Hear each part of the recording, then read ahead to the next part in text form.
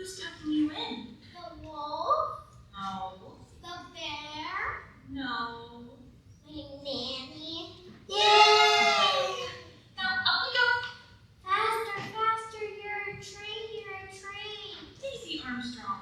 Now straight into bed and no more nonsense. All right. Close your eyes. Night night.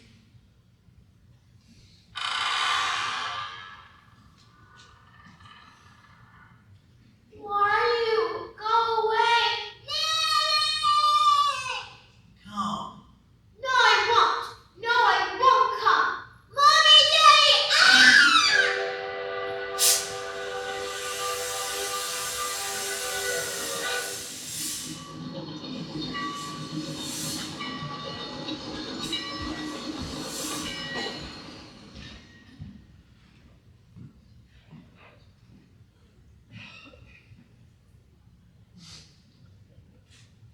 Good evening. The story you are about to witness is one of romance and tragedy, crime and murder, and the urge for revenge. What better way to spend a pleasant evening together? From the beginning, it was an odyssey of deception, trickery. One moment, I could see the light, like the beam of an angel hurtling past. The next moment, everything was darkness, and the thread I had pulled came away in my fingers and led to nothing. I believe it was the greatest case of my career, but who am I to say? Modesty forbids. It was certainly the most challenging I have ever encountered, and put into question the very deepest values I have held since I was a young man. It began in the exotic city of Istanbul. I had planned to vacation there for a few days after a trying case which was on my nerves, but everything began changing the moment I stepped foot into the dining room of the world-famous Tocatlian Hotel, where the enormity of its prices was matched only by the self-esteem of its waiters. My name, incidentally, is Hercule Poirot, and I am a detective. This way, monsieur. I have a beautiful table that I'm sure you will enjoy. Is it monsieur's first time in Istanbul? That is correct. How did you know? Oh, I have my ways, monsieur. My little observations. In this business, one needs to be a detective. Like that famous Poirot fellow who comes from France. I believe he is Belgian. Oh no, from France. I know him personally. Your table, monsieur. Merci. Hey, there you are. James, at last. Where have you been? Oh, I'm not that late, am I? Of course you are. You're always late. And I was terrified you would miss the train. It would ruin everything. I was just exploring a bit. I've never been to Istanbul before, and I quite adore all this Eastern nonsense. Well, I don't. I just want to leave right now and get it over with. I wish the hell you were out of all this. You deserve better, you know. No one should see us like this. Not until it's all behind us. Besides, I think we're being observed by that funny little man over there. What, him? He's just some town foreigner who probably doesn't even speak English. Shall we order and stop? Not here. I found a cute little place around the corner, but I'm sure the food will be 10 times better. But we can't be late for the train. We can't miss it. We won't be late, I promise. Now stop fussing and come on, let's hurry. Your table, monsieur. Yeah, appreciate it. You, waiter. You did a very nice job, so I left you something a little extra because of it. Excuse me, young man. Are you an American? Why, yes. Yes, I am. I thought so. Us Americans have to stick together, you know, especially in a place like this. I mean, I couldn't even pronounce half the things on the menu. What's a falafel? I keep seeing them on the streets, and it looks like you could play hockey with them. Oh, yeah. No, I believe they're made of fried chickpeas. Who knew? Well, there you go. Some people will fry anything. By the way, I don't mean to snoop, but I see your train ticket sitting there. Do you know if the hotel is providing a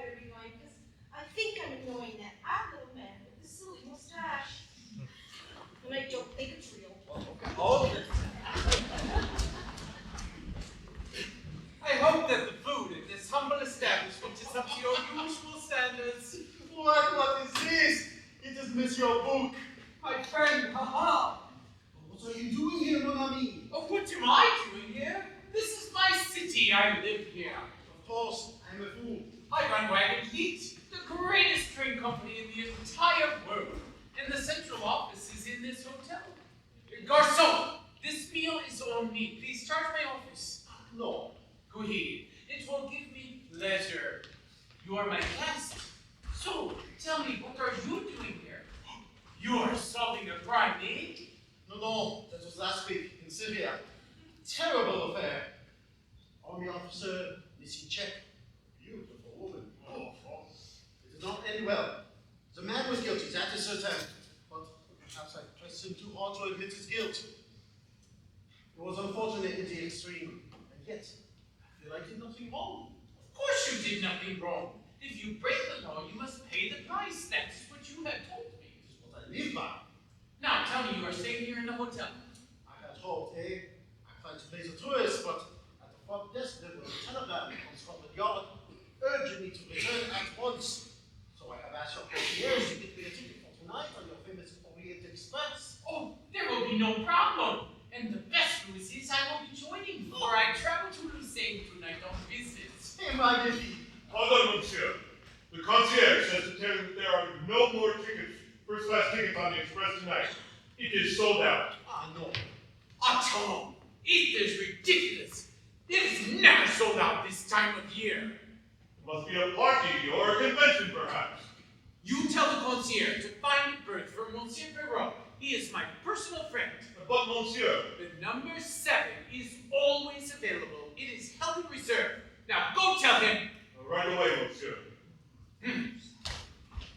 Merci. It is nothing, a gesture. Now, you see this menu? Throw it away.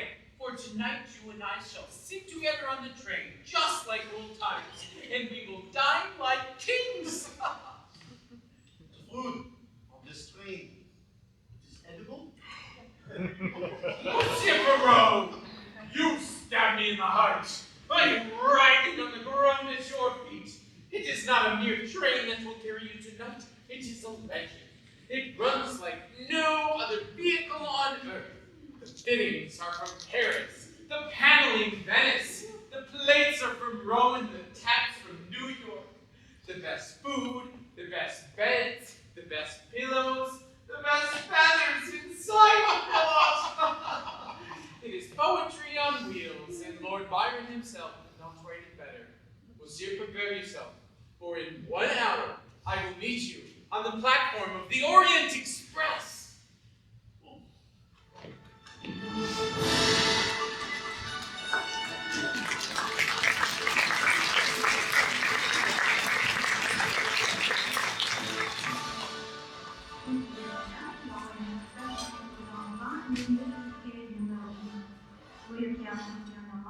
Soyez prudent et bon voyage.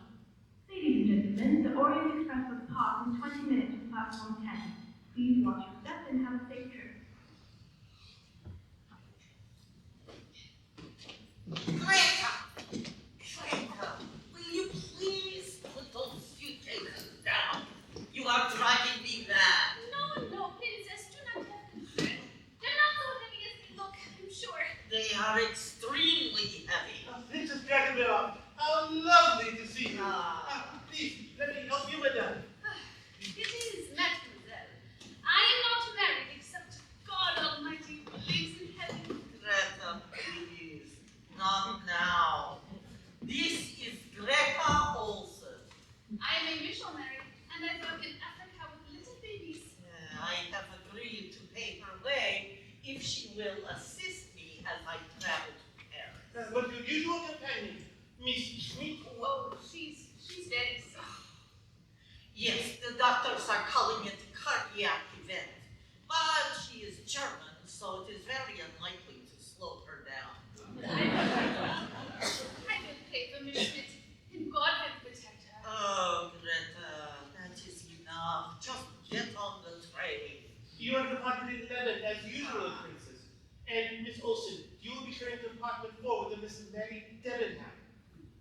I am Miss Debenham. Ah, mademoiselle! You will be sharing with Miss Olsen here.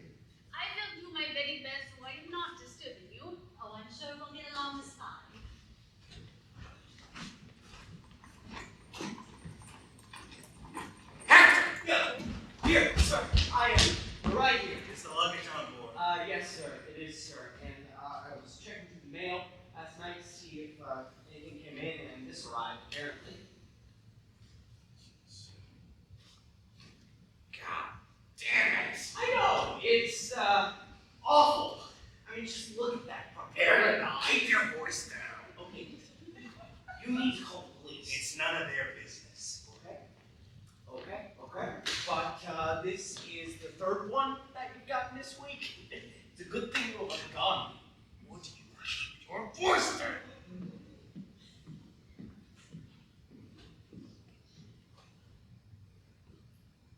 Excuse me. Could you direct me to compartment number 7, please? Number 7, monsieur. I'm afraid there must be some mistake. Let us hope not. I must be in London by the end of the week. My name is Hercule Poirot. Hercule Poirot? The detective? Well, what do you know? Hercule Poirot, I've heard of you. You're famous. Merci, monsieur. The name's Ratchet. Samuel Ratchet, import, export, and I may have some business for you. I am afraid I am on vacation, monsieur. Oh, you'll change your mind once you hear the price, eh? Monsieur Ratchet, you are in Department 2. I know where I'm going.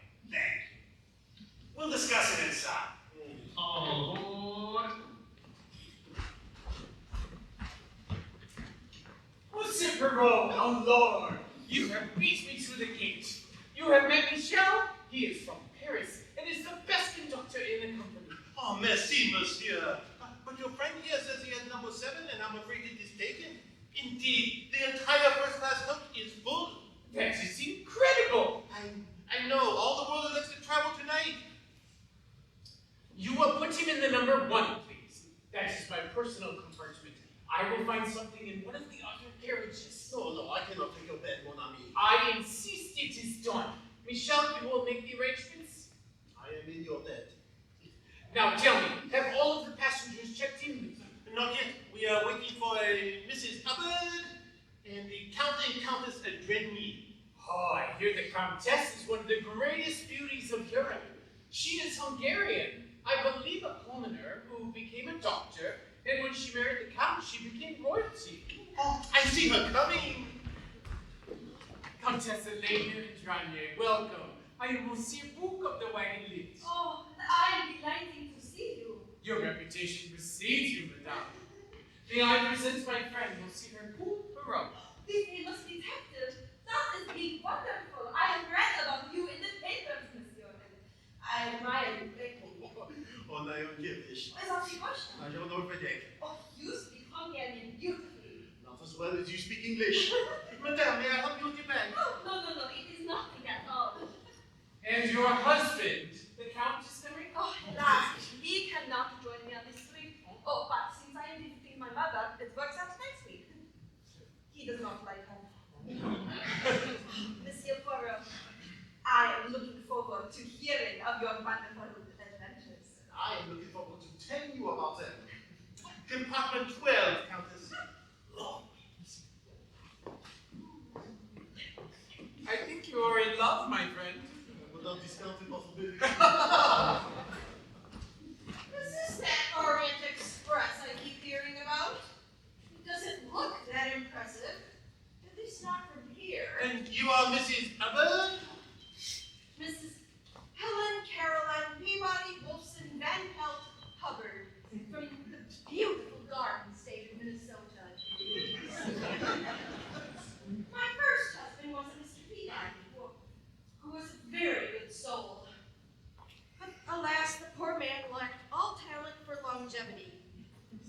But I shouldn't say poor, because he did very nicely for himself, thank you very much. My second husband, a Mr. Wolfson, who I loved rather dearly. But he loved a lot of women.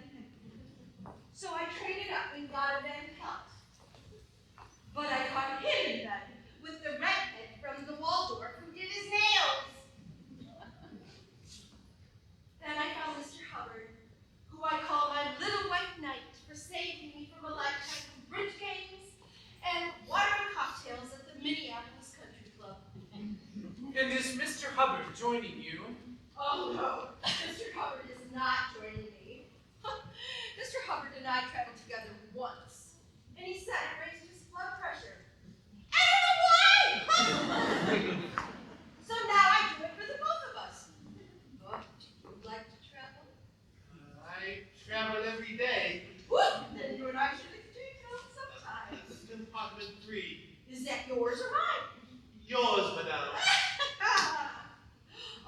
this country? I've never had any complaints, madame.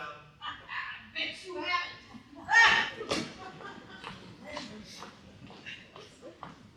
She's quite a character. They are all characters. If I were Belsac, I'd write a novel on all of them. And just think, for 3 days these strangers are all together in the closest of quarters, eating and sleeping under a single roof. And in the end, they part, never to see each other again. Well, unless Unless what? there's an accident or something fatal occurs. Monsieur Perrault, why do you say such a thing? Oh, forgive me. It's my profession, and I sense that something is wrong. There's a tension among these passengers of yours. One of them does not fit in. It makes me frightened. Oh, monsieur, no more business, please. You must now succumb to nothing but pleasure as you prepare to step aboard the Bride of the Wagon Heat for the most memorable journey of your entire life.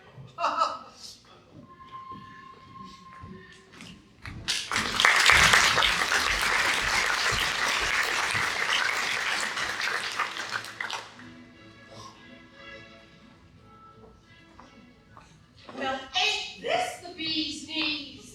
I might have to move in here for good. Yeah, please, this way, madame. Holy cow, is it snowing out there? We get a lot of it this time of year, I'm afraid.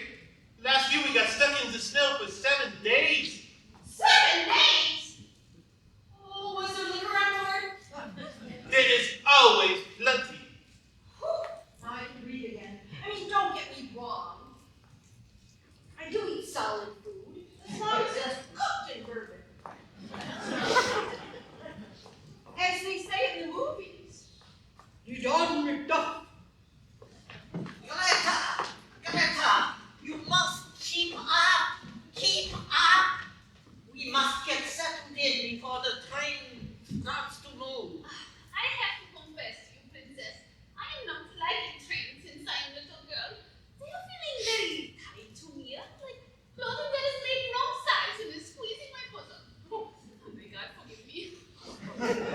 Don't be silly. Trains are wonderful. I'm also not liking these strangers and this, like, but we will be sitting next to each other, yeah? That part is good. In Africa once I am on a train, there is noise and crying and animals and I look up from my book, and sitting there next to me, right on the seat, is a very old goat. Old goat is like my companion. And on the street that we are taking together right now, I think it will not be so different, yeah?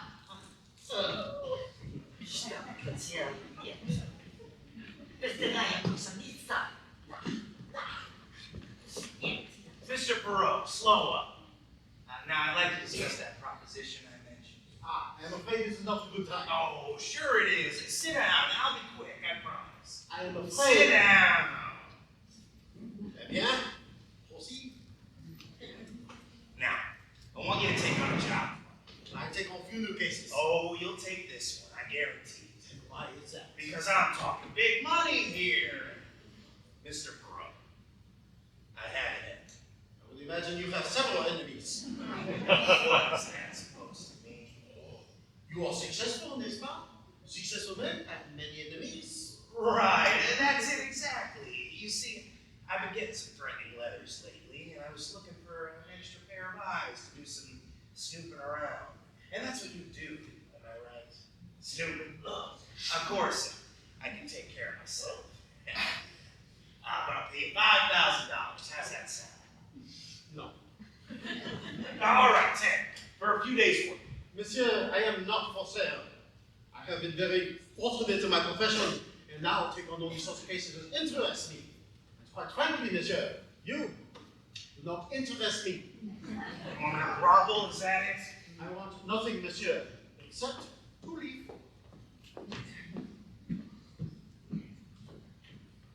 Oh, pardon me, sorry. Hey, you're that countess, aren't you? That is correct. Well, you're awful pretty. And from what I hear, you were a commoner to start with, just like the rest of us. That is also correct. So, does that mean you have a drink with me? Monsieur, I am married. My husband is having business elsewhere. Now, please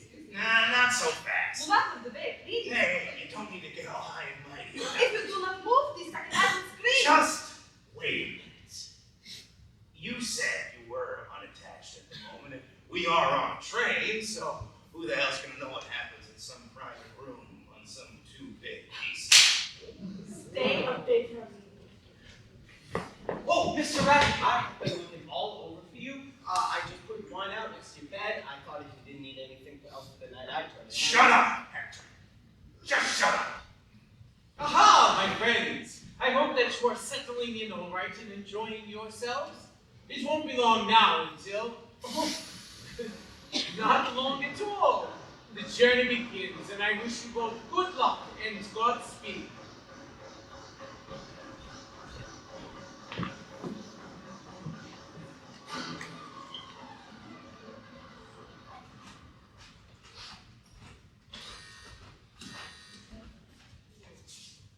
Michael! Michael! Hello! Hello! Oui, madame. Oh, Michael, could you please bring me a bourbon? Put it on the rocks. The tap water in here is terrible. Right away, madame. Oh, and how about some nibbles? Nibbles, madame. Munchies, yummies, something to snack on while I drink my bourbon. Ah, you mean like crisps, madame? Yeah, like crisps. In the Midwest, we call them nibbles. Have you ever nibbled on anything, Michael? I have not had that pleasure, madame. Not? Well, you bring me those crisps, and I'll give you a lesson. Over and out.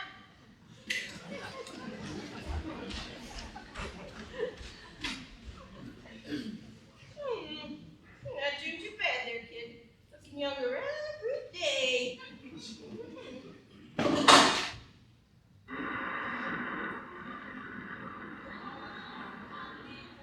Come on in.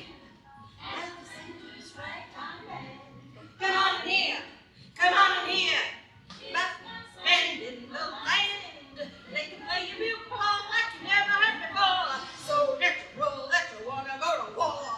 That's just the bestest band for them. Oh, yeah. Come on along. Will you keep it down? Shut up! Who asked you? It's the middle of the night. There, what is it? You tell that ridiculous woman there to keep it down. It's time for bed. Ridiculous woman!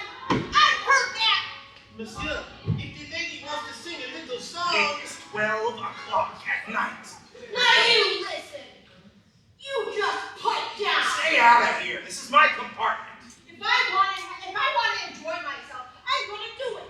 You just mind your own business. You're insane. You just get out. What are you, a thug? Are you in the mafia? Michael, I think he's dangerous. Michael!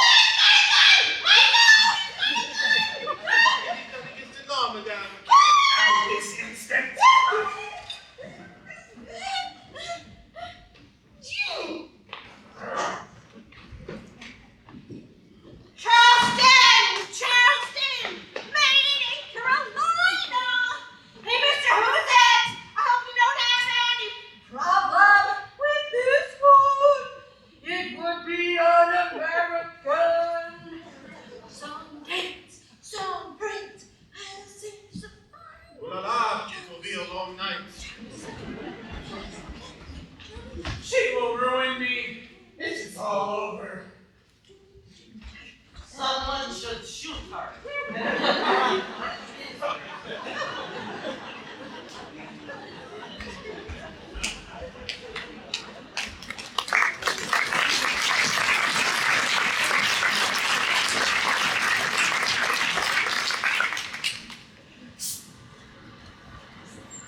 Orient Express to Belgrade Station. Orient Express to Belgrade Station. Emergency call 867. Alert, code blue. Is it important? Do you read me? Hello? Are you there, Belgrade? We read you, Express. Crime continues. We have just left Sophia. The snow is getting heavier by the minute.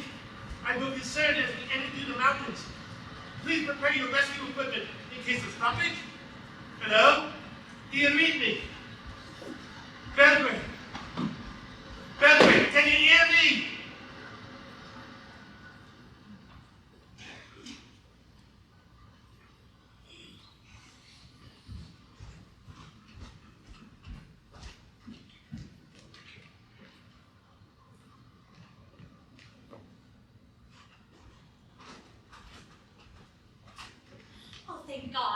thought you were coming. Oh, what's the matter? I got your note. I'll tell you what the matter is. I'm frightened. Because we shouldn't be doing this. Now calm down. I can't calm down. Oh, we have to stop this. Now that's ridiculous. No, it isn't. Oh, that's the trouble with you military men. You never show any real emotion. It's always stiff upper lip no matter what's going on. Meg, we're doing nothing wrong. You have to remember that. I'm trying. I really am. Edward, Yes, I think so. there was a hill near my home in Scotland, and I would sit for hours and watch the trains go by in the valley below. I knew they were headed to exotic locales, and I wanted to climb aboard in the worst way. But you didn't. No, I suppose I knew somehow I would break my mother's heart. You're a very good man. She was a very good woman. You know what the worst of it is? With all of this traveling we've been doing, we don't get any privacy. It's just so maddening. Well, don't see anyone else around at the moment, do you? No, I suppose I don't. James, Be strong. I will. I promise. I do hope I'm not interrupting anything. Of course you're interrupting, you moron. Are you blind? Oh, I am so sorry. You know, I could go downstairs, get food, get some drinks. Oh my God, the train is stopping. What is it? What's happening? Oh, it's the snow. Look. Oh, not now. We've hit a snowdrift. Christ, that's all we need. Should I go take a look? What good will that do? James, he's right. Let him go. Maybe. Go ahead, Mr. McQueen. We'll be here waiting for you. Yeah, I will be right back. Why did you send him off like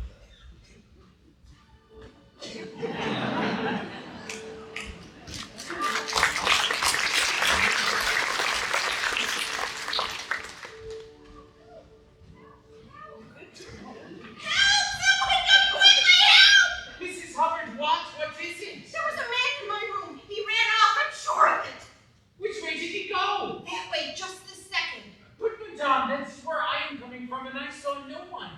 Well, maybe he jumped into a compartment or something. All I'll tell you is that I was asleep in my bed, and I opened my eyes, and there was a man in my room. And he was wearing a uniform. But where would he come from? I don't know, I could barely see him. And he looked like? I don't know, he suddenly appeared. 1 second he was there, then he was gone. Just like a phantom. But how is this possible? How should I know? Perhaps you were dreaming. I wasn't dreaming. I know when I'm dreaming. My mouth gets dry. Does my mouth look dry to you? And your door was locked. Of course it was locked. But people have keys, don't they? I'll bet you have keys. Don't you own this company? No, madame, I run the company, and I will look into it. Well, hurry up about it. I don't feel safe. She is keeping you busy, Mrs. Hoover. You have no idea. She insists there was a man inside of her compartment. Michel, perhaps? Impossible. He is helping my engineer at the moment. Huh? We are not moving. You are telling me. There's no drift. And we are stuck here until men are sent from Belgrade to dig us out. Oh, no. I'm sorry, my friend, but I promise you will be kept completely comfortable for as long as it takes. Ooh, have you tracked him down yet? Not yet, madame. I'll keep trying. Good night, my friend, and I hope you get a good sleep tonight, because that will make one of us. And hurry up about it! I wonder.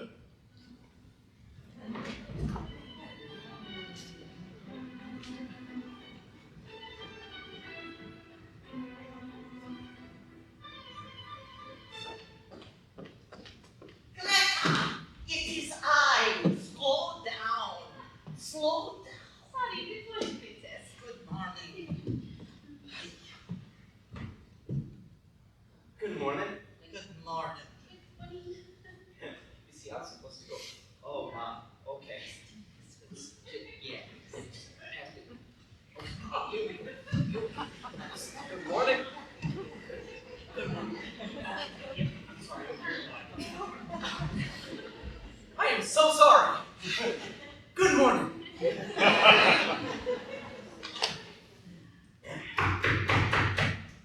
Sir.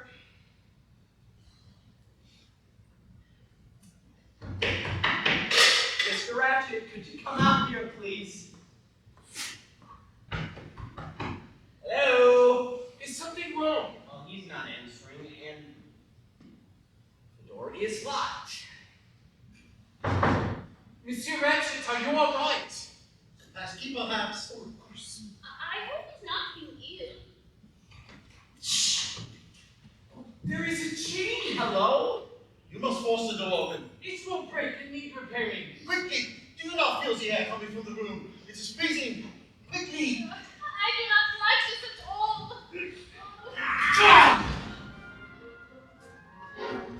Mr. Ratchet! Oh, do you see his chest? It is horrible! Dear God, he's awful. I cannot believe it. Touch nothing. Not a speck. It is human life. It is wrong. Dick, calm down. Princess, will you please escort the soldier to the Come room? along, Great Oh, Retail. There has never been such a thing in the history of my company. What are you doing? I'm inspecting the wounds. There appear to be 8 stab wounds. Mr. McQueen, did you see him last? What? No. I don't know anything about this. He was fine last night when I put out his wine. You're his secretary. What do you know about him? Not very much. Frankly, he never spoke about himself at all. I think he was hiding something, or might have been, but that is just an educated guess. Why is that, do you think? I think he was fleeing from America to get away from something, and I think he managed it until a few weeks ago. And then he started to receive some very threatening letters. They are in my room. Do you want to see them? yes, go quickly. Please, ask the Countess to join me. It is incredible for such a thing to happen on my train. Oh, it is freezing in here. You have observed the window. Oui, it is open. And what do you see? Nothing. Exactly. No footprints, no marks in the snow. Which means I would enter the left through that window. Well, then why is it open? I assume to mislead the police when they arrive. The police? Of course the police. It is a murder. Oh, no. We do not want the Yugoslavian police department. You must solve the murder and then you tell them who did it. I have interfered too much already. But my company is at stake. But mon ami, Just think what your Yugoslavian police inquiry would do to my business. People would say, oh no, I cannot travel on the Orient Express. I could be murdered in my bed. And our sales would suffer and I would lose my clients. but I am due in London in 3 days' time. Then solve it in you. You are a magician. I have seen you work. You listen, you look, you pester, you make yourself a pain in the backside, and then suddenly, poof, the case is solved just like that. The police will be angry. The Yugoslavian police, they are like the three stooges in the movie house. They poke each other in the eyes by accident. They would be thrilled not to have to do any work. If you save them the job, they will put up a statue of you in the center of Zagreb. I need a van of the coach. Done. And the passports and tickets of everyone on board. Done. You're asked to see me. Oh, dear God. Forgive me, Countess. I understand you are trained as a physician, and I thought perhaps you could help with the body. I would be happy to help. It is not a very pleasant sight, I am afraid. Oh, I've seen the worst. Believe me, I volunteer in the war. Very good. The left side of his face is a little red. Do you see? I do. It has been slapped. How do you know? Because I slapped it. I count 8 separate wounds. That was my count as well. And can you estimate the time of death? Oh, I would say it's between 8 and 10 hours ago, which puts the time of death between midnight and 2 o'clock. I am in a cold. It appears that the killer was wild, in a frenzy of some sort. Oh. My God, look at this. Of the 8 stab wounds, 5 of them appear strong, and 3 of them are mere scratches. Do you see? And look, they appear to be from different directions. I need a pencil. Bon, now, place the parcel in each stab wound, press it gently. Ugh! Is this necessary? Perhaps the man changed hands during the stabbing. Or there were two assailants, one right-handed and one left-handed. Oh, one strong, one weak. It is not impossible. Now, another question presents itself. Why did Mr. Hatchet not fight back? When all the while he had a gun underneath his pillow. Oh, no. Oh, Lord, may I see it? How did you find this? He showed it to me yesterday, so I knew it was here somewhere. Oh, is this an automatic? I told- Oh, loading. Wait, there is a safety switch. It is not on. S'il vous plaît, mon ami. Have you not heard of the fatal accident? Un moment. A very good nose. Ah, smells of wine. Oh, it smells of Orient. He was clearly drugged, which is why he did not fight back. Oh. Oh, what is this in his pocket? Voila! It is a watch. And the face is smashed. Stopped at 1:15. Aha! And 'tis the time of death. And the Countess said between midnight and 2. So there it is. It could not be any clearer. 1:15 is the time of death. It is obvious. It is possible. What do you mean it is possible? What is wrong with it? I do not know yet what is wrong and what is right because I am still investigating. Look, over here is a pipe cleaner, and over here is a match. Over here is a match of a different shape. There are dozens of clues in this room, and it makes me suspicious. What is this on the floor? What is a lady's handkerchief with the letter H on it? Yet another clue, eh? And who is H? As in Hamlet. That is the question. Well, there is Mrs. Hubbard. I believe her first name is Helen. And the princess? Her name is Natalia Dragomirov, and there is Mary Debenham, and Greta Olson, and James Arbuthnot, and Hector McQueen, and I am Constantine Book, and such a thing like this has never happened in the history of the Wagonment, and it will ruin my company, and I want you to solve it immediately! You are upset. I am very upset! A man has been murdered on my train! It will be all right. I hope so. I will smoke a cigarette. That is a good idea. And oh my God, just look at this ashtray! My people are lying down on the junk! No, stop! Do you not see? There's a piece of paper that has been burned. Have to conceal its contents. There appears to be some writing on it. What I need right now is a lady's hat box. Yes, you keep such a thing. Of course I do. I quite admire that picture book. Did you see? She did not ask me a single question. I asked for a hat box. She gives me a hat box. I asked for help with a bottle. She rolls up her sleeves. Suddenly, I desire to be humiliated. Do not move. I am going to get a spirit lamp. I use it to keep the wax from my mustache. What do you need a spirit lamp for? Because this time I am using science to catch a guilty party. Usually for me it is psychology, the mind of the killer. But not with these clues. So why not? Because I cannot trust them. The handkerchief, eh? Did the woman drop it? Or did the man place it there and say, I will make it look like a woman's crime? Same thing with the pipe cleaner. I will make it look like the man has done it. And then there is the wine, the watch, the gun, the window. There are too many clues, and I am unhappy. Your hat box, monsieur. Ah, merci. As if for opening. Countess, if I were to ask you to leave your husband and run away with me to Monterrey, what would you say? Oh, I will say. Give me 5 minutes. I need to pack. I will get back to you on that. In the meantime, Countess, thank you. Now, I believe that this piece of paper is the remains of a note, perhaps a sweat that has been burned to conceal the information it contained. I want you to watch very carefully. I believe that some letters will appear, but only very briefly as the flame is striking them. You must regard them while you can. Place it over the paper like so. Aha! Did you see? Daisy. Remember little Daisy Armstrong? Oh, but what does it mean? Oh, there was a case in America 3 years ago. Or, A little girl was murdered. It was in all the papers. Oh, I do not remember this. little girl named Daisy Armstrong was kidnapped from a home in Long Island, New York. So ransom was set at $200,000, and it was paid.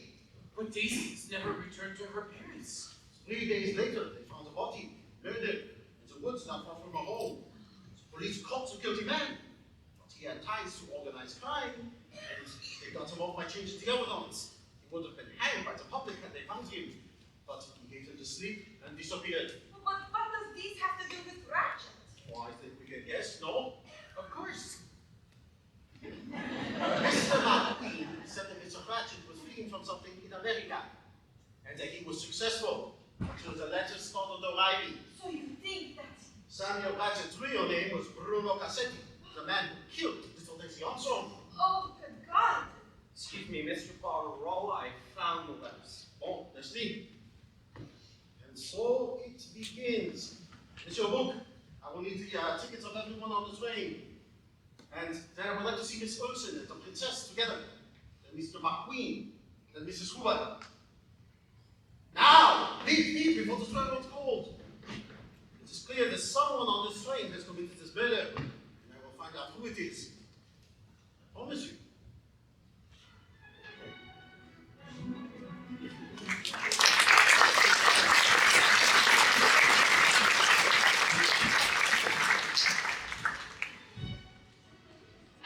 Monsieur Poirot, we are here out of a sense of duty. That is all. I do not like having my day disturbed. Then let us begin immediately. Now, princess, it says in your passport that you are Russian. That is correct. I have been in exile since the Bolsheviks took over. And your first name is? Natalia. And this is your handkerchief, madame. Of course not. It has an H on it. My initials are ND. Natalia Dragomirov. Is it yours, mademoiselle? No, no. I could not afford such a beautiful thing as this. It would be a sin.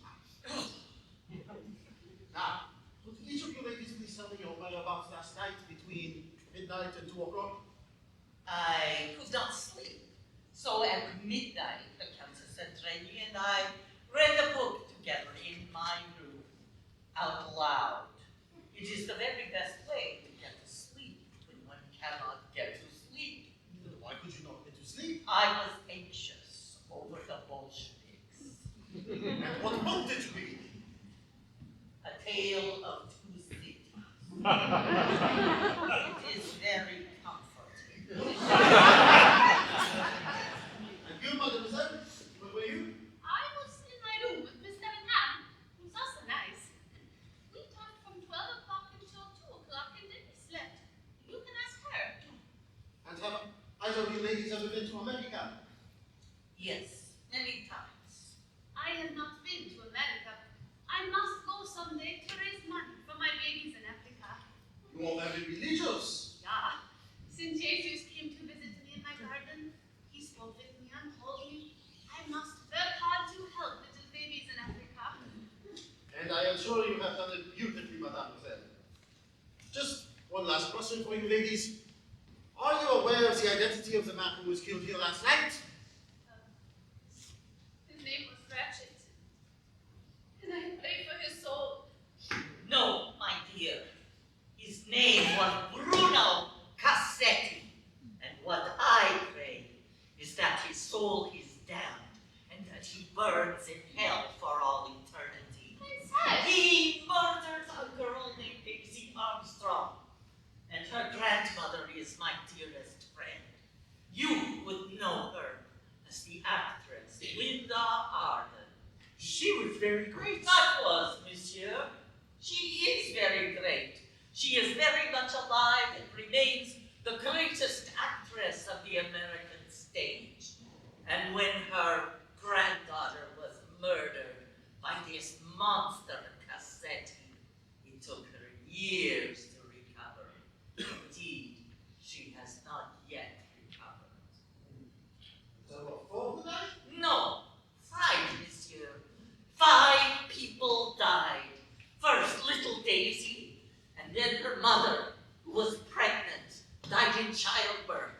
And the baby died too. And the little girl's father, Colonel Armstrong, could not live with what had happened, and so ended his life. And the housemaid as well. 5 human souls were extinguished. So, you will please forgive me, Greta, if I take the view that there is no forgiveness in a case such as this, and that Mr. Cassetti should have been flogged to death, and his remains thrown upon a rubbish heap. Greta! Greta, please! Greta! Greta! Oh, I'm so sorry about that. That's okay. Are you okay? Monsieur McQueen! Please, sit down. Yeah, sure thing. I think it'll be alright. All things will be fine, I assure you. Now, I want you to tell me exactly what your duties were as secretary to your employer. Well, I wrote his letters, did his errands and things. And you knew him only as Samuel Hatchett? Yeah, how else would I know him? His real name was Bruno Cassetti. Holy God, you're sure of that? So you know of the Armstrong case? Oh, you bet I do. My father was the district attorney for the state of New York. He brought the case against that son of a bitch! I'm sorry, but you have no idea what he did to that family. It was so kind of me, too. Can you tell us who was in the Armstrong household? Mrs. Armstrong had a sister, but she went to graduate school. But after the tragedy, she moved down to Europe. I think she got married. Her name was Helena. Oh, and Mrs. Armstrong's mother would stop by from time to time. She was an actress. And was there anyone else? Well, there was a governess and a baby nurse. Poor Suzanne. She was a French housemaid, came all the way down from Paris, and my father's office thought she might be implicated, and she became so distraught from the accusations that she killed herself. Only it turned out she was innocent. My father was shattered. He never recovered. Can you tell me your whereabouts last night between midnight and 2 o'clock? 12 to 2. I was with Colonel Arbuthnot on the observation deck. And did you see anyone you did not recognize?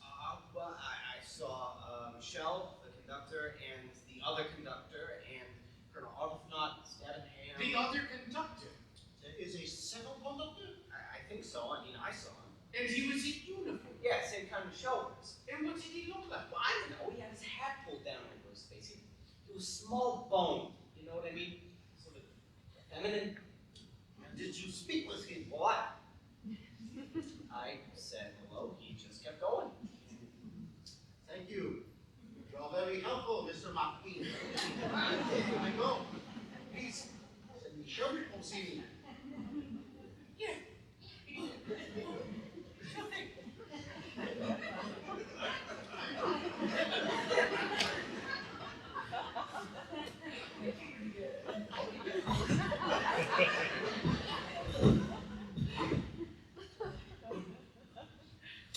Gentlemen.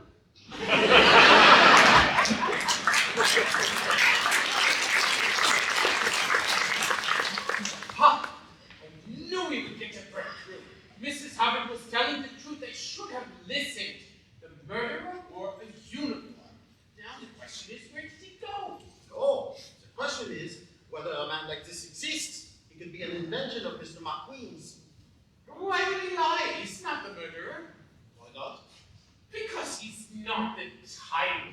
This is a crime of passion by someone Italian or Hungarian. A man with blood in his bones. This morning I examined all of the passports. There's one that troubles me. There's a Greek spot in front of the first letter of the Christian name. I believe it's Stemming. Who is it? Well, I'm not quite sure. Knock, knock. Excuse me, but I need to talk to you. If you could please wait your turn. No, I cannot wait my turn. You owe me an apology. I do? You thought I was crazy. Pardon, madame, but I do not know to what you are referring. To what I am referring is the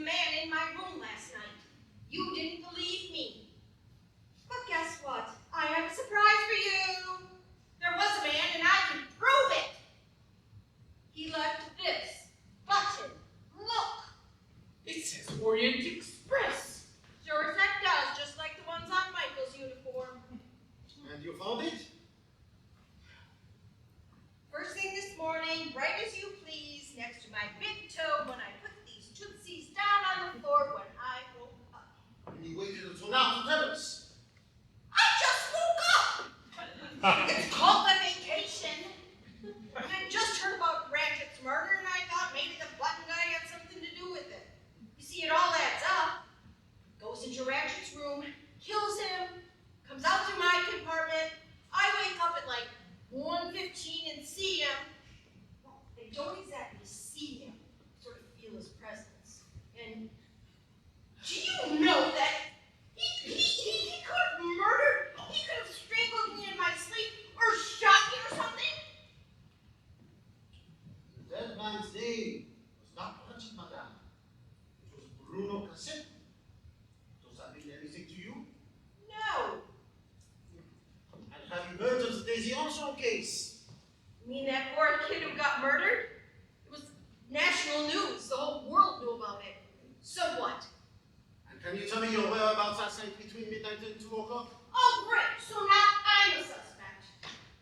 You know, you need to read some detective novels and get a few tips. Well, to madame. I just told you. I was alone in my bed. I wake up. There's a man in my room who scares the living bejesus out of me. Mrs. Hubert, would you sign your name, please? I beg your pardon. Your signature, so I can see your handwriting. You know, I always thought the French were screwy. He's from Belgium. Exactly. Sorry to interrupt, but I'm looking for Miss Debenham. She is not here. Have you tried her room? I've tried everywhere I can think of, and she's gone. Have you tried the compartments in the back of the train? Of course I did. I got Michelle to open the doors, and she wasn't in any of them. Well, she could not have gone far, monsieur. It is a very small train. You don't seem to understand what I'm saying, monsieur. There was a murder on this train last night, and that has certain implications, does it not? Oh my God, it's her! What happened? Follow me.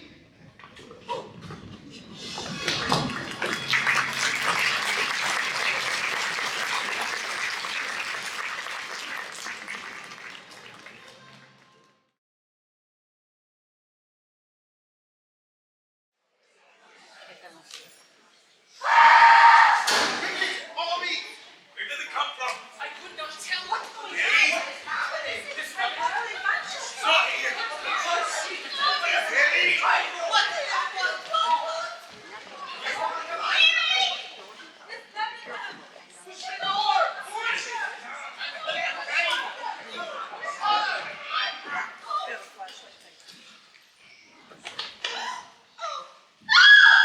Touch nothing! Confess! Oh, she's alive. Oh, thank God. Mary, What happened? you were shot, for God's sake. I need my medical bag. Quickly. I'll get it. Compartment 12. Okay. Michel, search the train. Oui, monsieur. I'll go with him. Yeah, me too. Wait. Do you have a gun? There's one private magazine in the porter's box. Take it with you. This is not a game. Yes, sir.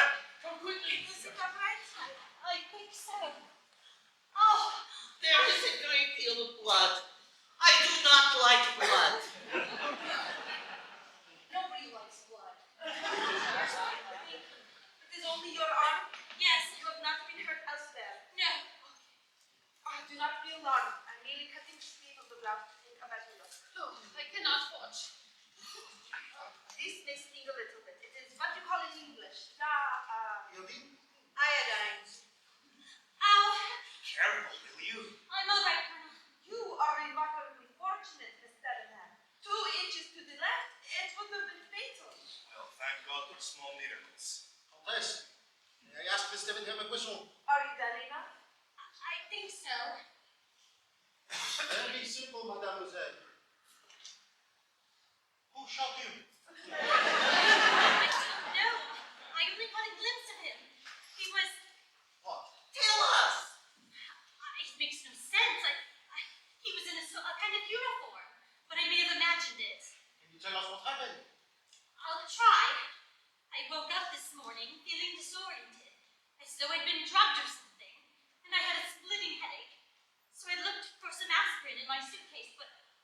have any.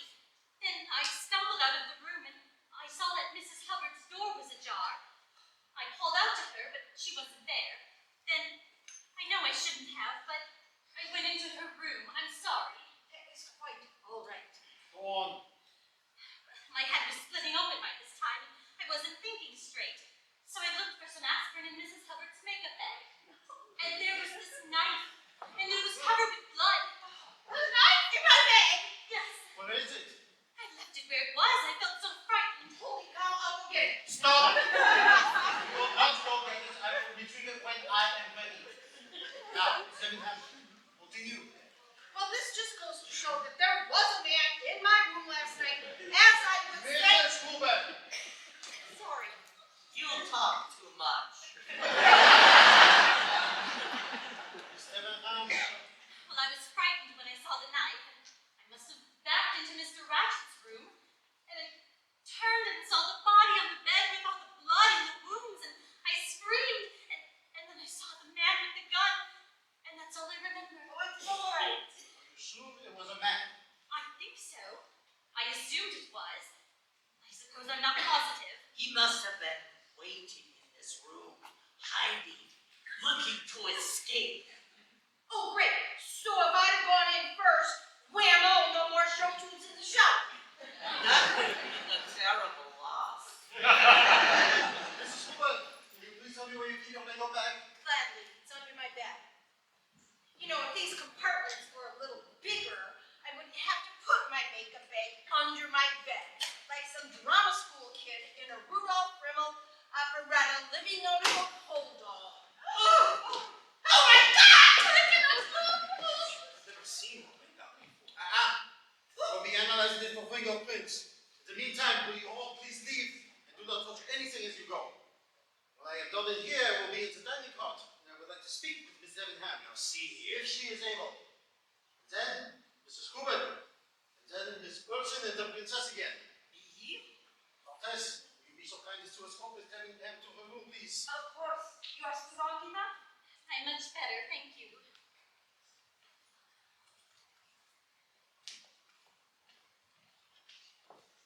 I see no reason to put Miss Debenham through anything stressful at the moment, and I suggest you don't. I will keep that in mind.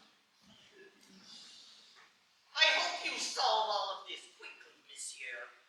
I do not mind dying, but I would rather not speed up the process. I intend to sue this company on the grounds of sheer anxiety. Bien, madame.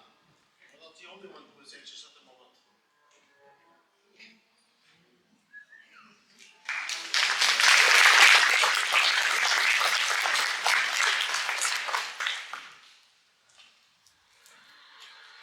Executive, come in, please.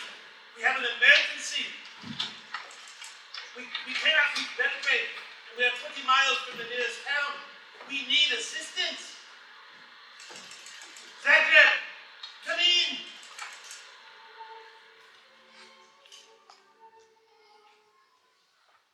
No one. There is no one. I tell you, there is not a single person is on this train who should not be here. You are positive. Entirely. This has gone too far. Our lives are in danger. It's like a magic trick.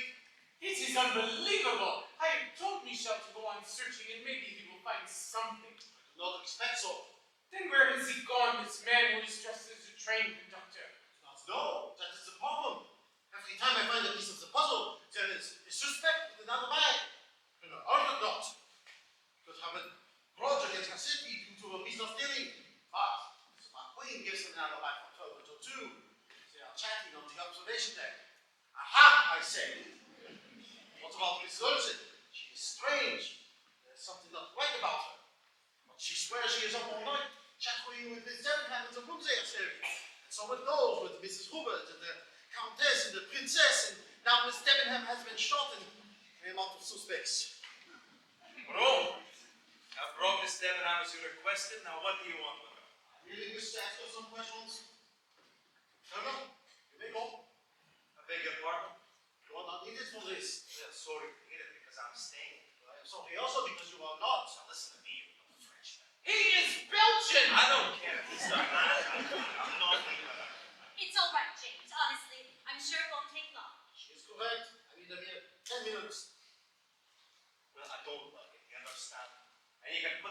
meerschaum pipe and smoker. That is Sherlock Holmes. Oh, go down. Oh, Mr. Ham, please take a seat. There is much pain. Well, it's rather sore, that's all.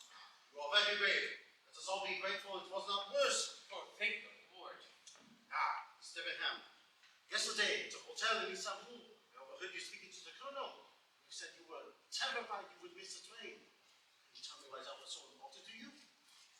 It's not that at all. I just didn't want to be late. But you said you wanted to get it all behind you. Get what behind you? You seemed quite agitated. I'm afraid you're reading into it. I'm tremendously punctual, that's all. Ah, pardon. It's my profession. Sometimes I am too imaginative. And you and the colonel are very close, I think. We only met a few days ago, and I suppose we rather hit it off. As for the killing, I assume you know the dead man's name, Bruno Cassetti. I heard. And what do you know of the kidnapping? Not much, I'm afraid. I've never been to the States. And what was it that brought you to Istanbul? I lived with a family for about a year. I'm a governess. Mr. Ham, could you tell me your whereabouts last night between midnight and 2 o'clock? I was in my room with Miss Olsen. We chatted until quite late. You see, she talks quite a bit, especially when she's anxious. And I may have dozed off for a few minutes. I see. May I go? You may. Wait. One last thing. Could you sign a name, please? All right.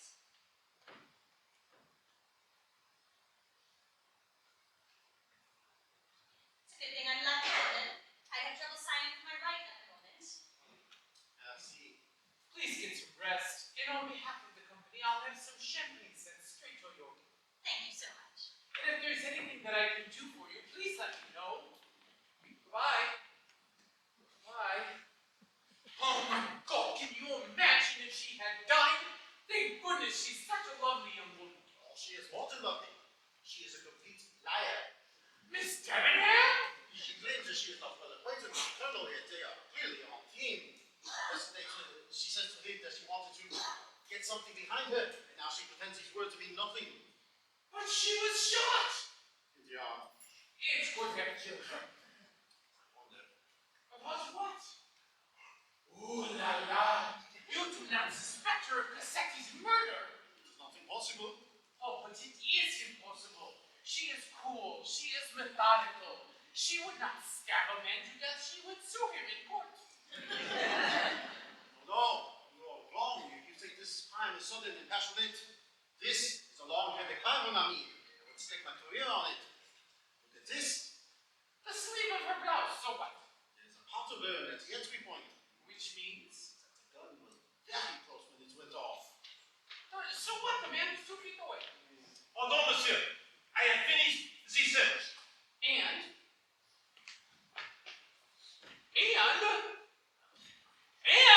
Nothing. There's no sign of an intruder anywhere. If you like, I can show you. No, c'est tout. Michel, would you be so kind as to remove your tunic, please?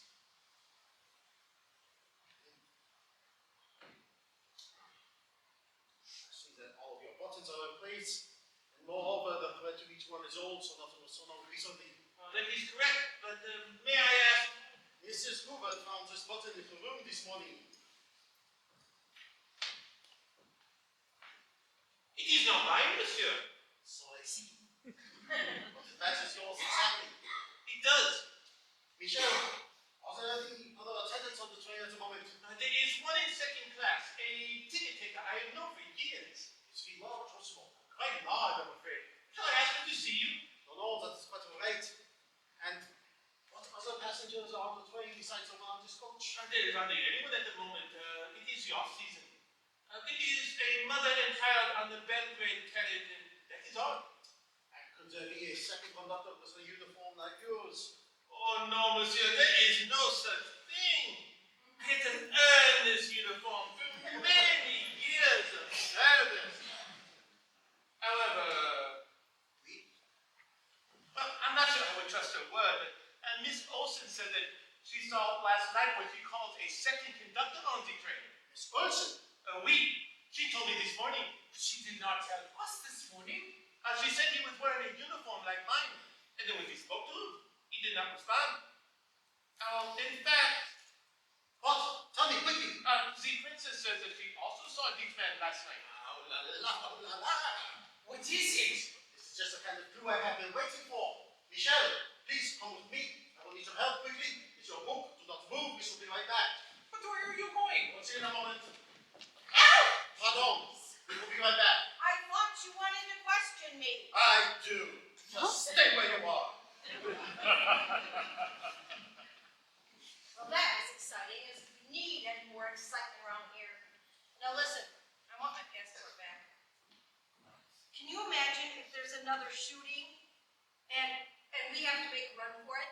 Can you imagine me running through Yugoslavia without a passport? They would shoot first and ask questions later. Who are you? I'm Mrs. Helen Hubbard from the Museum of the Golden Racket Band. Raja.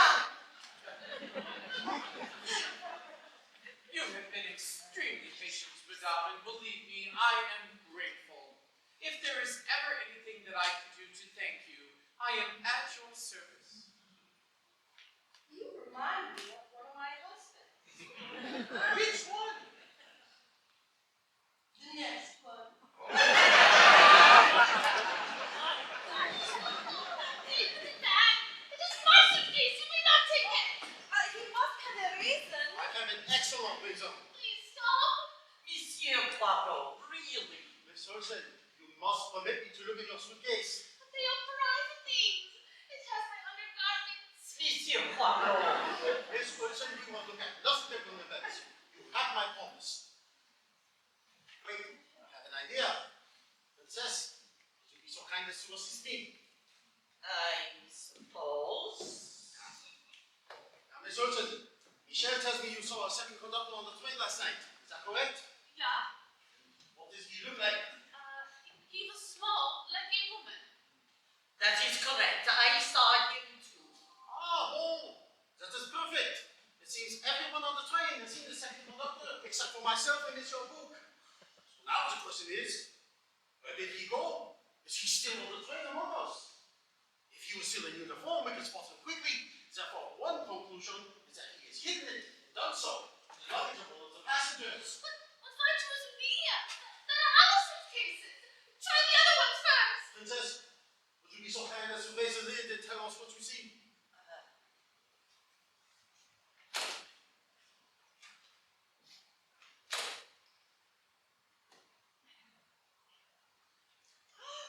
It is the uniform. I have never seen it before. I have hurt no one, ever. I would not do such a thing. I am not a murderer. Now, mademoiselle. I am not accusing you of anything. You have done nothing wrong. I did nothing wrong. Monsieur Book, could you tell us if the court has opened its buttons, please?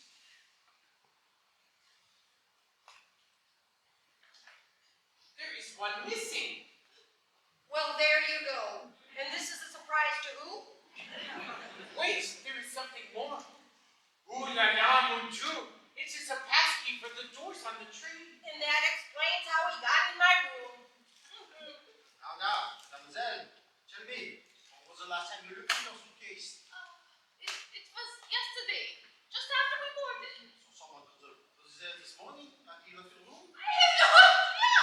I have never seen it before. Monsieur Poirot, I must insist that you stop bullying poor Miss Olsen in this manner. She is simply not up to it like the rest of us. You are correct. Forgive me. Now, Princess, would you please escort Miss Wilson to the room and take Mrs. Cooper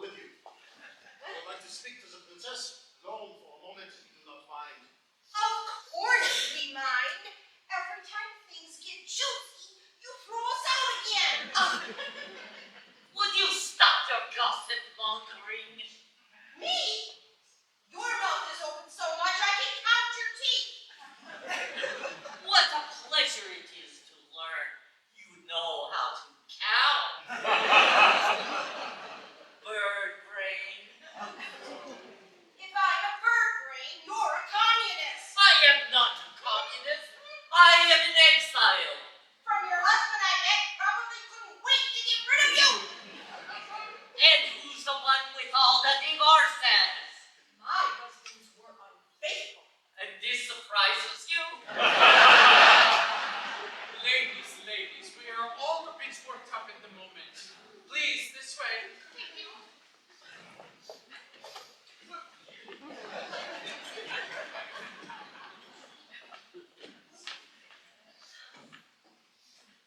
Oh, you seem troubled. I am getting more and more concerned. Oh, that another crime will occur? No, that I will solve this one. Countess, what is your maiden name? Goldenberg, as you can see in the passport. Oui. But now you use Andreni. My husband's name. Of course, Countess Andreni. Your first name is Elena. That is correct. I am a suspect now? I am merely asking questions. It is my job. Oh, I thought we were friends. It is my greatest wish. But please, indulge me. This morning I examined your passport and I noted a grease stain in front of the first letter of the name, Elena. This stain will conceal another letter, that is the letter H. Now, we add H to the beginning of the name. It becomes Helena, a name used by Shakespeare in A Midsummer Night's Dream. That is true. The type of name an actress might name her daughter. I suppose so. An actress such as Linda Arden, the grandmother of Little Daisy Armstrong. If you say so. And the name Linda Arden is itself a stage name, truly. Arden was the maiden name of Shakespeare's mother, and the name of the forest in this play entitled. As you like it. You know your Shakespeare very well, Frau Hungarian. I have studied Shakespeare since I was a child. Yes, I know. I believe your mother, Linda Arden, taught it to you. And that would make you the aunt of Little Daisy Armstrong. The aunt who went to graduate school, got a degree in medicine, then moved to Europe and got married. I do not know this woman. But I can imagine she still suffers from the loss of her niece and her sisters. Dear, there is no use denying it. Once the train gets underway, we reach the next city. A simple telegram will get me a photograph of Daisy's aunt, and it will all be over. But I didn't do it. I should have, but I didn't kill him. I didn't even know who he was until you discovered it. And I realized that if you knew I was Daisy there, you would think that I did it because he was a blackmailer and a swine and the murderer of a darling innocent child who deserved to live. Madame Green. What's the truth? I swear to God, I'll tell you this. If I had known that he was Bruno Cassetti, the man who stole two of the people I love most in this world, I would have pushed the dagger into his chest myself, and believe me, monsieur, no other wounds would have been necessary.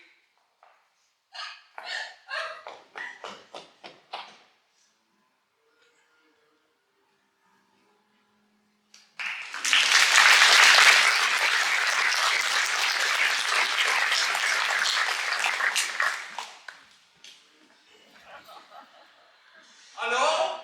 Hello? Can you hear me? I am calling Zagreb Station. Can you hear me, Zagreb? This is Constantine Book of the Orient Express. We are hearing you, Monsieur Booth. You are loud and clear. We remain in a snowdrift in the Polinsky Pass. Where are you? We have been delayed, Monsieur, but should reach you presently. How are conditions? We are losing heat and light. Provisions are low. The passengers are angry. And we have a dead man rotting in compartment 2. How are things with you?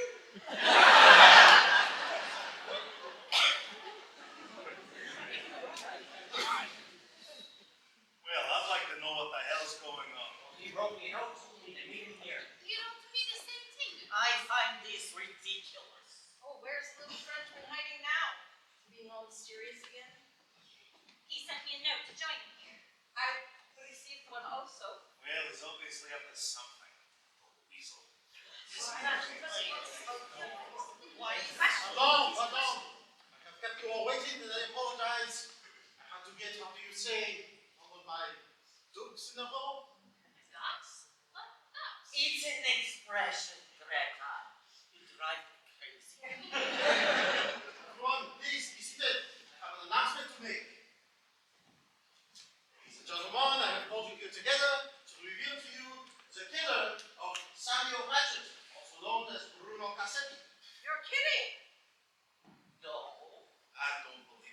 you know who did it? I believe that I do.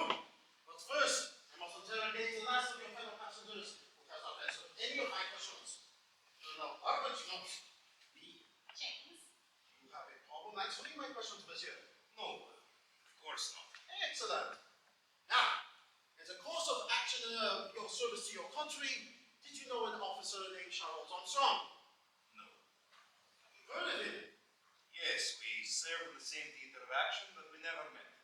And have you heard of the Daisy Armstrong case? Of course I have. She was murdered by some brute who was out for money.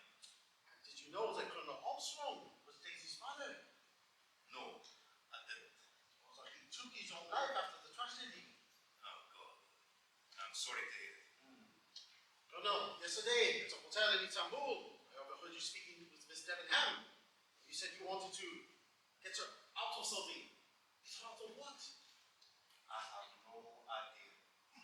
Then she said that no one should see you together until it was all over, till it was all behind you.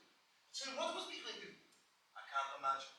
Are you aware you are obstructing justice? I'm aware of no such thing. And you, Miss Debenham, can you tell us what you meant?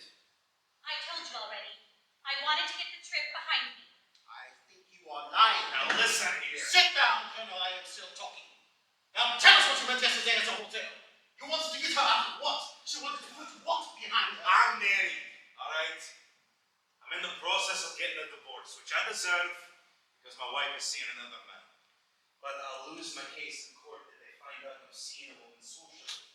When the divorce is behind us, we can stop hiding, which is why we've been trying to keep things private. No thanks to you. You have been doing a very poor job, I am afraid. Some of us have emotions, bro. I'm sure you'd sacrifice your own mother to protect one of your damn solutions. And I don't think you know what the hell you're doing. I know exactly what I am doing. I am investigating the murder of Bruno Cassette. Well, he deserved to die. Then you know who he is. Well, yes. They told me. Oh, you did not know before they told you. And Colonel Armstrong was not your friend in the war? You did not save lives together as you fought the Indian army on the northern frontier? And you did not swear friendship and fidelity with this man at the time of your trial by fire together. And now, you do not give him the respect he deserves for all the loss and tragedy he endured before he took his own life. Shut up. Loyalty to goddamn justice. Some have been lying to me, n'est-ce pas? Everyone in this room has been telling me lie after lie. But make no mistake, I know who killed Bruno Cassette. And I know precisely how it was accomplished. We're listening. The facts of the case are very simple. At 5 o'clock yesterday evening, the train departed Istanbul on its way to Calais with stops in between. At approximately 12:30, it hit a snowdrift, which caused it to stop. And at 10 o'clock this morning, Mr. Cassetti was found dead with 8 stab wounds in his chest. Those are the facts. C'est tout, c'est fini. However, these facts permit two possible solutions. Under the first solution, an enemy of Cassetti's boarded the train at Sofia and brought with him a wagon uniform, which he later put on. Then last night, using the passkey, he entered Cassetti's appartement, stabbed him 8 times, and left through the door to Mrs. Hubert's appartement. Which is exactly what I've been telling you. Hear, hear. Well done, my friend. You have solved the case. Oh, I would not get too excited. He has not yet finished. Have you, monsieur? Oh, princess, now finished. Let me now propose a second solution. Because 2 unexpected events make the first solution impossible. The first event was the snowdrift, which caused the train to stop. The killer now had a very big problem. Where could he go? He could not get off at the next station because there was no next station. So unless he could fly, he must be one of you. You said there were 2 unexpected events. We just can't wait to hear the other one. The second event was the discovery of a fragment of a piece of paper that said, "Remember little Daisy Armstrong." From this, we know that the killer was not some bad enemy of Mr. Cassetti's, but someone who came to avenge the death of a 5-year-old child. Am I being fair about this, Miss Debenham? What do you think? I suppose so.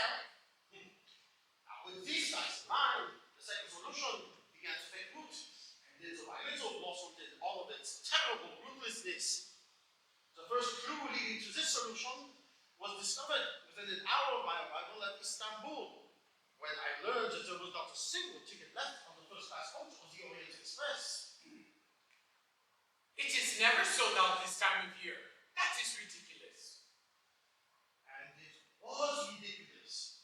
But, thanks to Monsieur Hook, I was given a berth on the train, and soon, on the platform, I met an astonishing company of actors.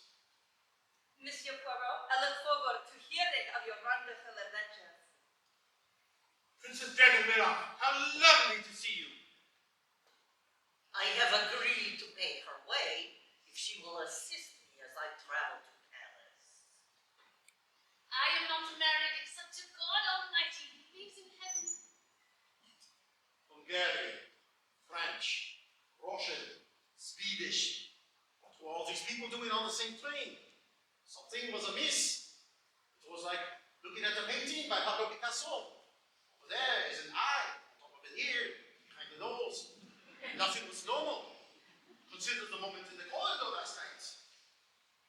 Help! Someone come quickly! Help! Mrs. Hubbard, what is it? There was a man in my room. He ran off. I'm sure of it. Which way did he go? That way, just this second. But madame, that is where I am coming from, and I saw no one. How is this possible? How should I know? And then there was the killing itself. Is this man died in a locked room in a torrent of almost unspeakable violence. Do you see his chest? It is horrible. Dear God, it is awful. I cannot believe it. And then came time to inspect the body. And the countess and I found not one, not two, but 8 stab wounds to the chest. Perhaps the man changed hands during the stabbing. Or there were 2 assailants. One strong, one weak. After this, I was offered a feast of clues. The open window, wine, the gun. Until one clue of real importance was at last discovered. The broken watch. It is stopped at 1:15. Aha! At last it is the time of death. For me, the importance of the watch was not the time that it showed, but the place it was found, in Mr. Cassetti's pajama pockets. An unusual place to find a watch, don't you think? Do you keep your watch in your pajamas? Do you? Or you? Of course you do not. It would be uncomfortable. From this, we know that the watch was placed there on purpose, so that I would think that the time of death was 1:15, a time that every single one of you has an alibi. But in fact, Mr. Cassetti did not die until after 2 o'clock, a time when no one has an alibi. You know, I really do not believe we Sit need to down, be Mrs. Hoover. subjected to it. Sit!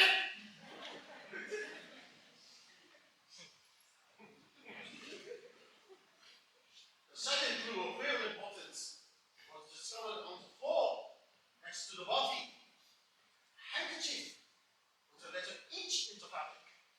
I now return it to its rightful owner, Princess Natalia Dragomirov. But my name begins with N, monsieur. But in Russian, it's a Cyrillic. The letter N is written as the letter H in English. Thank you. I must have dropped it. And then came the most puzzling occurrence of the entire case. Some of you might remember that I was speaking with Mrs. Hoover and the colonel, when all of a sudden we heard a scream and a gunshot. But this was no ordinary scream and gunshot. This was a fabrication so fantastic, so elaborate, that for a moment, even I was confused. Oh my God, it's her! What happened? Mary?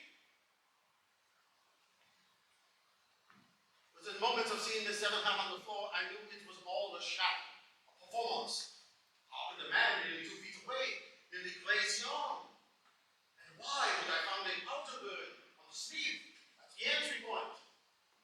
Because she shot the bullet herself, then dropped the gun and fell to the floor. Nonsense. I'd have to be crazy.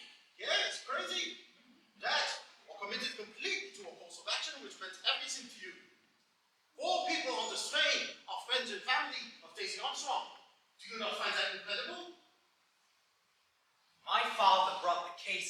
that son of a bitch! Daisy's grandmother is my dearest friend. He deserved to die. I would imagine she still suffers from the loss of her niece. And if there were four, could there not be 6 or 8? Could Miss Sevenham not have been Daisy's governess at the time of the kidnapping? I lived with the family for about a year. I'm a governess. And Greta Orton, who has been a baby nurse for many years, could she not have been little Daisy's nurse in Long Island? I'm a missionary, and I've worked in Africa with the little babies. As for Michelle, it struck me from the very beginning that a scheme like this could not be accomplished without someone on the inside. A doctor, perhaps, who could come and go as he pleased. And then I remembered the maid Suzanne who took her own life was from Paris, like Michelle. And I wondered, could this unfortunate girl not be Michelle's daughter who went to work in America? And that leaves one last passenger who was unaccounted for. Mrs. Huber, who has certainly put on the finest performance of the evening. It is easy to see that she is an actress by profession. The grandmother of little Daisy Armstrong, the great Linda Arden, who has dazzled so many careers during her distinguished performances.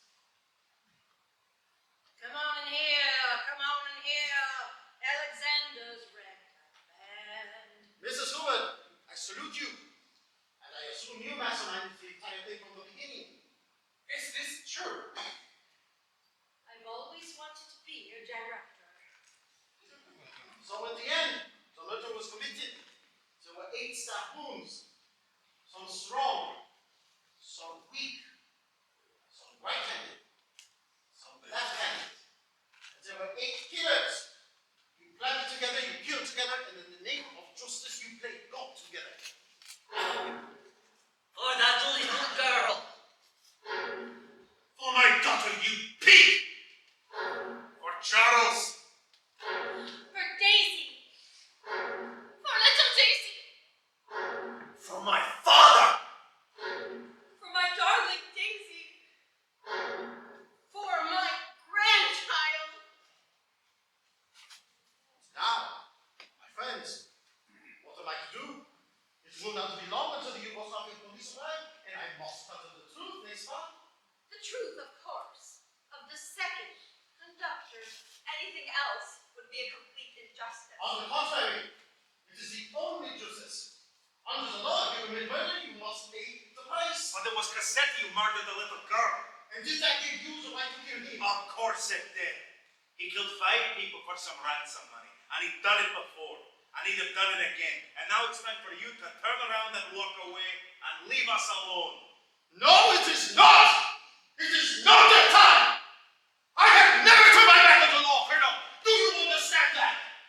If we do not follow the law, we become barbarians.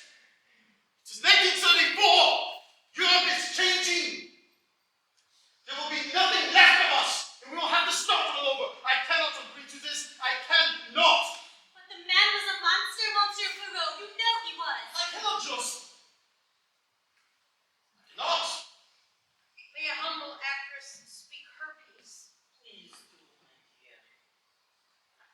Monsieur Perrault, we are in your hands and we acknowledge it. But would you have preferred it if Bruno Cassetti would have gotten away scot-free? Look at it this way. You have the complete solution staring you in the face. You have the button. You have the uniform. You have 3 reliable witnesses who saw a man in the corridor. And surely you're not calling all of us liars. Because if you did that,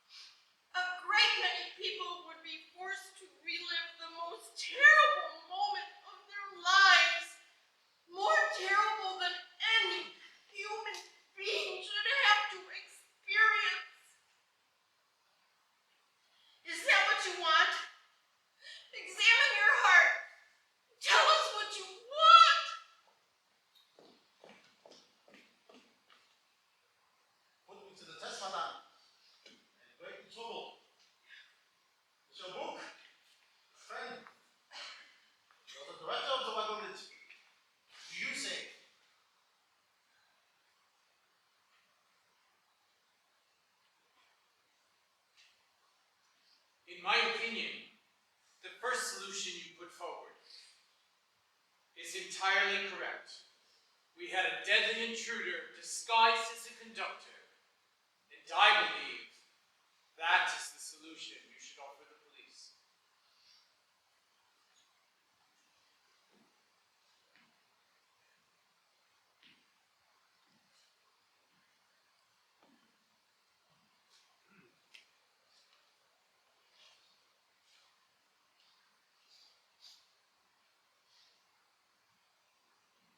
Oh, friends, go with God, and may He give you the strength you need to go on with the rest of your lives.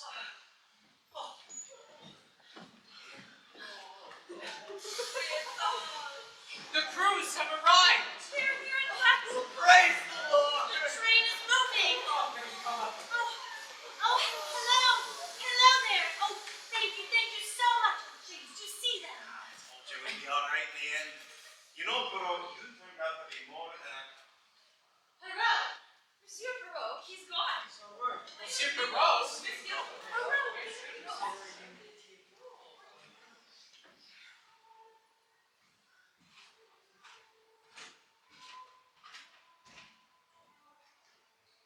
And so, the case was over at last, and the passengers went on their separate ways.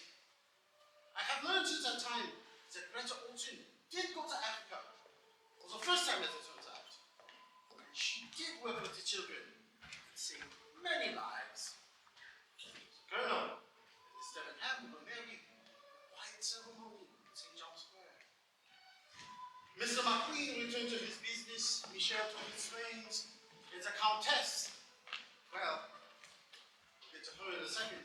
But the Princess left us for the great beyond. The Countess, alas, went back to her husband. Miss Jean-Paul and I, we remain good friends. And Mrs. Hubbard, the great Linda Arden, has recently returned to the stage in a musical entitled No No Nanette, in which I hear she brings audiences to their feet. Meanwhile, I beg you to believe me when I tell you that I wish all of them well, and I hope that they prosper all of their days.